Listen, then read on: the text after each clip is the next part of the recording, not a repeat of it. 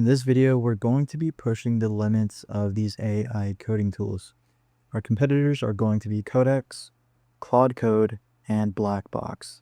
We're going to do a simple project and see how well it does at breaking down something that's very vague, and all that I will be saying is build me a game, and that game is going to be Pong. I'll be comparing the one-shot results within each. I don't want to, and if there's a lot of errors, I may give it a couple chances to fix them, but the overall goal here is to see how well it does on its own. So here I've opened up a blank project, and each one I'm going to call this one Pong Blackbox, Pong Claude Code, and then this one's going to be Pong Codex. So we're going to go ahead and open this one. This is the black box. I'm actually going to keep this one here. Let's go ahead and go into the Claude Code one for the first one and start up. So here we have Claude Code started up, and I've actually added the skip permissions thing because I'm going to add YOLO within all of them. So closer. Now for Codex, I'm going to give it full access. And then for Blackbox, I'll keep it in this environment here. So we're just going to go ahead and type in build me Pong within each of every single one. Build me the Pong game to play on the web.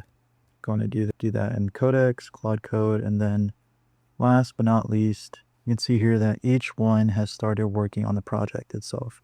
You have Codex, Claude Code, and Blackbox. All right, so we can now see here that the first one has been made, which is going to be Claude Code. Let's go ahead and check that out. So here's what the Claude Code came up with.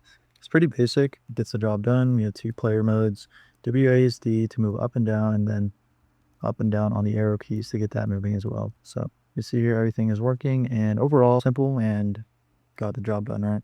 For Codex, this is what it came up with, and we can see here that the plan wasn't really that detailed. Like, it gave some high level architecture, but gave high level plan of action, but honestly don't really have too many high hopes for this. So I told it to open it up for me, and this is what we've got, but nothing's working. So that fails. So that's a fail in my book. And let's move on to the black box solution. So here it's going to ask me a question. I'd like to clarify a request, specifically features that you want. I'm just going to put everything that is about the Pong game. Do what you think is best. So one of the main advantages of using a tool like Blackbox is that it emphasizes the importance of clarity and description of not only in having direction with your question, right? I can go ahead and say do that, right? But the quality of the input directly correlates with the higher quality output. And without even seeing what it's going to come up with, I can guarantee you that it's going to have a bit of an edge when it comes to code quality per request. And instead of just doing things on its own, right, it's asking me a couple of questions even after I answered that one. Before, could you please answer it? All right, so here's the demo of the black box solution for the game Pong. And you can see here that it did what I explained earlier. It added, and it feels like an actual game instead of just doing it just because it took the extra step to add the glow, to add the font, and make it feel more to life.